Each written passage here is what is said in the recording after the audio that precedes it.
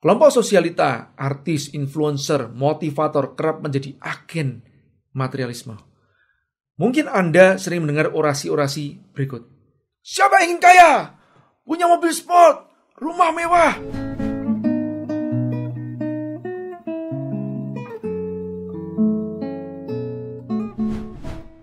Apa sih yang dimaksud kapitalis? Kata kapitalis sendiri sejarahnya adalah sebutan dari pendiri paham sosialis Karl Marx di bukunya Das Kapital. Sebutan kapitalis ditujukan untuk paham yang diajarkan oleh Adam Smith di bukunya The Wealth of the Nations. Sejak saat itu, Adam Smith populer disebut sebagai bapak kapitalisme. Ajaran Adam Smith tak seluruhnya negatif, terutama hal peningkatan produktivitas dengan sistem spesialisasi sangat bermanfaat bagi industri saat ini. Ada satu bagian solusi tentang pasar bebas dan invisible hand yang membuat lahirnya kapitalisme saat ini. Kalau dalam KBBI, Kamus Besar Bahasa Indonesia, inilah makna kapitalis. Dan ini versi Wikipedia. Terjemah bebas saya, kapitalisme adalah suatu paham dan sistem bisnis yang dibuat untuk mengeruk keuntungan sebesar-besarnya demi kepentingan individu atau kelompok tertentu tanpa peduli kerusakan ekosistem sekitar. Kapitalis adalah pelaku sistem kapitalisme. Memang berkesan miring, tapi itulah pendapat kebanyakan tentang kapitalis. Jadi kita sepakat nih, bahwa jika saya menyebut kapitalisme atau kapitalis adalah yang demikian itu. Istilah kapitalis sendiri keluar dari bapak sosialis yaitu Karl Marx. Akan menjadi pembicaraan panjang jika dilanjutkan apa beda kapitalis, sosialis, komunis, dan isme lainnya. Cukuplah kita pahami bahwa hasil dari kapitalisme adalah yang kaya makin kaya, yang miskin makin miskin. Jika ditanya satu kata yang paling mewakili kapitalisme, itu apa? Saya akan menjawab keserakahan, apapun alasan di belakangnya. Alasan yang seolah mulia. Sering kita mendapat berita tentang beberapa kaum kapitalis super kaya. Pola hidupnya biasa-biasa saja. Sedekah dari yayasan yang dikelolanya tak terhitung besar untuk ukuran kekayaannya. Kecuali jika ada pos sedekah yang saya nggak ketahui. Terus kemana duitnya? Mungkin untuk ahli waris, membesarkan usaha atau reinvest, menyiapkan diri untuk naik ke puncak kekuasaan atau politik, atau adanya grand design di balik penguasaan perekonomian. Jangan salah loh, para kapitalis yang tampilannya materialis justru itu hanyalah pion dari suatu skenario besar di baliknya. Perhatikan baik-baik, para super kapitalis justru kebanyakan berpenampilan sederhana, tapi mereka adalah para raja yang menciptakan materialisme sebagai bahan bakar kapitalisme. Jangan terburu kagum saat membaca berita tentang orang terkaya di dunia yang mendonasikan 50% hingga 90% dari kekayaannya untuk yayasan.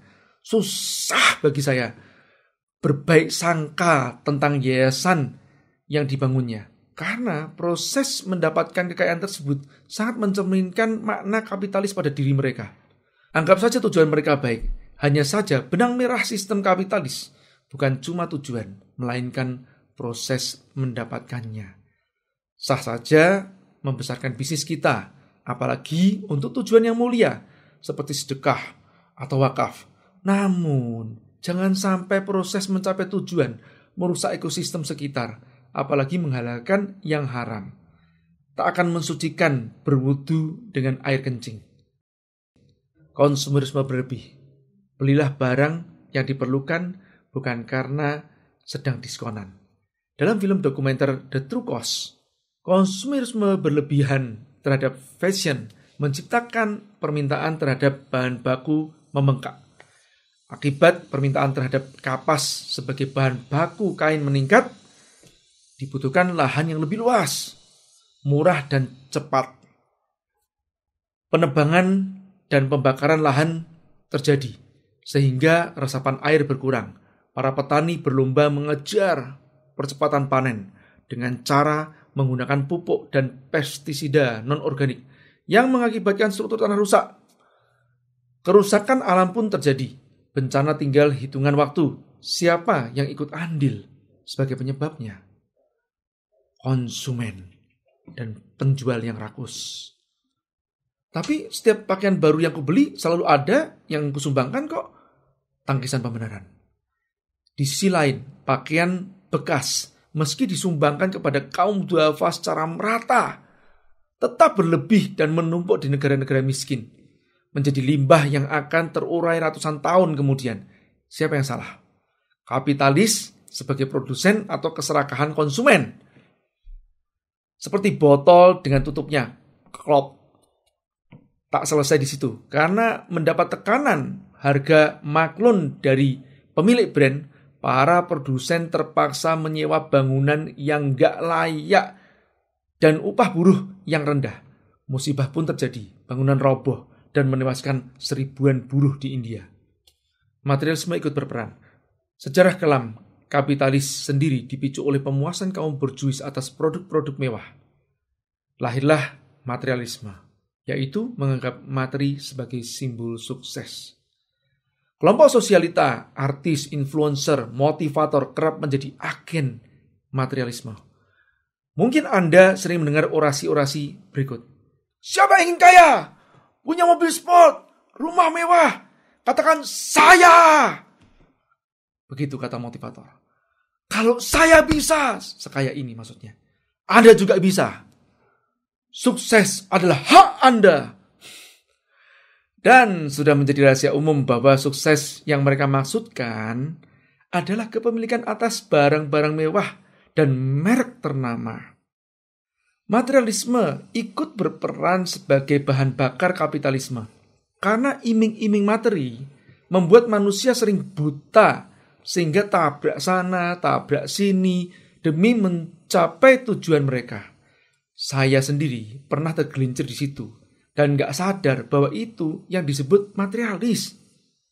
Padahal ayah saya selalu mengajarkan kepada saya, belilah barang berdasar fungsi, bukan gengsi. Astagfirullah. Hilangnya ketulusan. Pernahkah Anda secara tiba-tiba dikontak kawan Anda yang sudah lama gak bersua? Tiba-tiba dia berkata, "Hai bro, sis, gimana kabarmu? Ketemuan yuk, aku punya peluang usaha buatmu." Anda sudah bisa menebak SOP ajakan peluang usaha. Dari mana asalnya? Iya, multilevel dan kroninya. Nggak salah MLM-nya, salah orangnya. MLM hakikatnya adalah saluran distribusi produk yang efektif pada masanya. Hanya saja sering diselewengkan menjadi saluran distribusi hak bisnis. Kenapa sih kontaknya kalau pas ada maunya aja? Kenapa nggak datang untuk silaturahmi tanpa embel-embel? Loh, saya justru ingin membantu dia dengan memberikan peluang usaha ini kok. Beneran tuh, mau bantu atau manfaatin dia untuk mesin pasif income Anda? Kenapa sih saat mau join ke organisasi harus berpikir, kalau aku bergabung di sini, dapat apa? Kenapa nggak bertanya, apa yang bisa aku bagikan di sini? Bukannya yang kaya yang memberi. Masalahnya, kaya atau miskin itu bukan masalah harta, tapi masalah hati atau mentalitas. Saking membudaya take and give, maka setiap mau give seolah harus bersyarat take.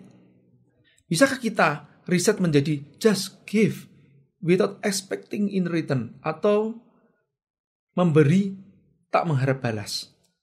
Langka di zaman sekarang. Justru kebanyakan orang curiga dengan ketulusan. Kata mereka, no freelance. Apalagi di masyarakat kelas menengah dan atas. Pokoknya semua dihitung untung ruginya secara materi. Gak semua sih, insya Allah. Budaya suap. Di skala UKM, kebijakan pemerintah, baik legislatif ataupun eksekutif, gak seberapa terasa memengaruhi bisnis mereka. Namun di skala triliuner atau konglomerat, perubahan kebijakan sedikit aja akan berakibat rugi triliunan juga. Nggak heran para konglomerat mereka melakukan suap kepada para aparat dan pejabat untuk membuat atau mempertahankan kebijakan yang pro mereka. Itu juga termasuk kapitalis Karena merusak moral bangsa demi uang. Terpaksa katanya. Kaya itu bukan keterpaksaan bro. Jika uang sudah menjadi Tuhan, maka setan menjadi penuntunnya. Gak peduli orang lain rugi, alam rusak, yang penting untung gede. Bencana alam lebih banyak diakibatkan karena keserakan dibanding karena faktor langit. Pertanyaannya, bagaimana cara meriset kekusutan kapitalisme ini? Bersambung.